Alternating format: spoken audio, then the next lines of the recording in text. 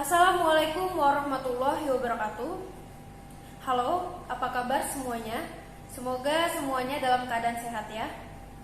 Perkenalkan, saya Nova Novella, mahasiswa semester 2 Distrik Sipol Raja Haji, program studi administrasi publik. Pada kesempatan kali ini, saya akan membahas mengenai polemik yang santer dijumpai pada masyarakat Indonesia, yaitu people pleaser. Apakah teman-teman pernah di posisi yang harus minta maaf walau tidak berbuat salah? Pernah bilang iya walaupun di hati tidak mau?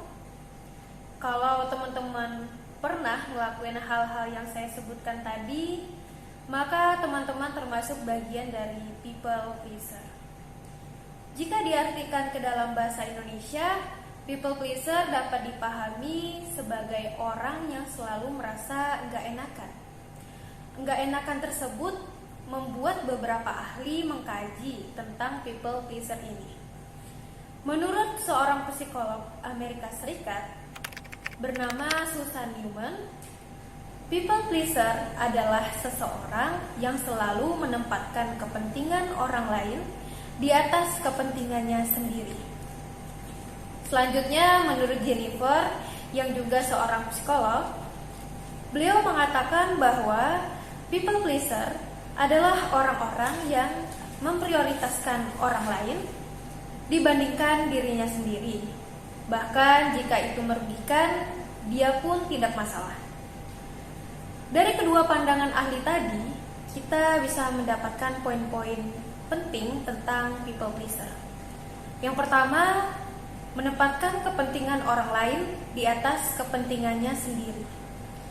Yang kedua, memprioritaskan orang lain dibandingkan dirinya sendiri. Dan yang ketiga, meskipun itu merugikan, dia pun tidak mempermasalahkan hal tersebut.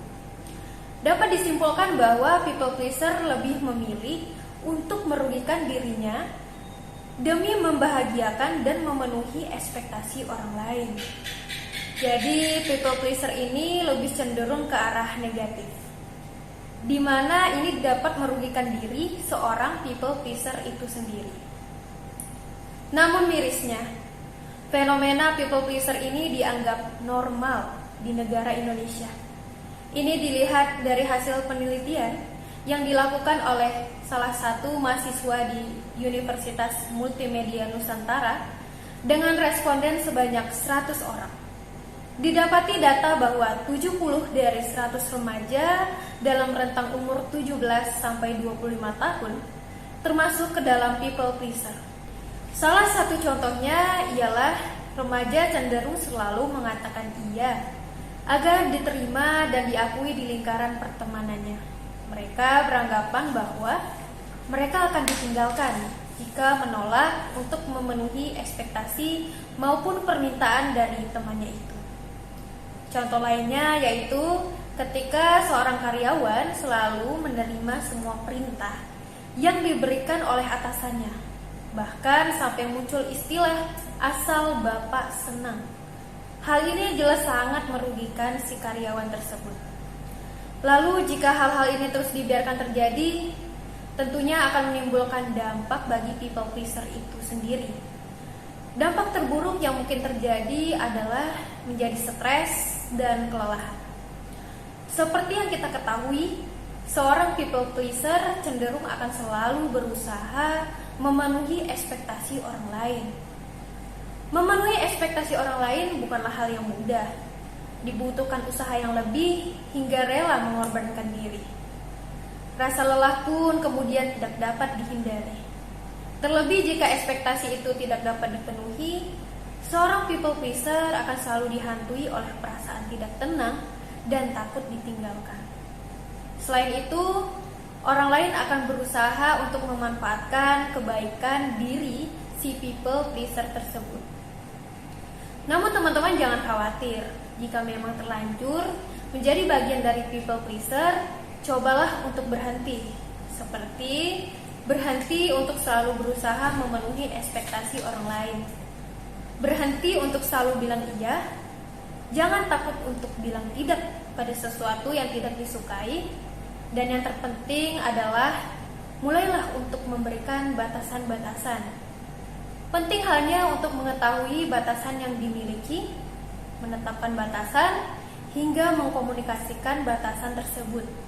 Hal ini dilakukan agar orang lain tidak lagi meminta untuk melakukan hal-hal di luar batas kemampuan diri. Berhenti menjadi people pleaser memang tidak bisa dilakukan secara instan. Perlu keyakinan diri yang kuat serta waktu yang lama. Perlu ditegaskan pada diri sendiri bahwa sampai kapanpun melakukan tindakan untuk menyenangkan orang lain tidak akan menemui titik kepuasan. Bagaimanapun, hal yang utama adalah kebahagiaan dan kesehatan mental diri sendiri. Setelah yang saya jabarkan tadi, dapat disimpulkan bahwa menjadi seorang people pleaser bukanlah suatu hal yang baik.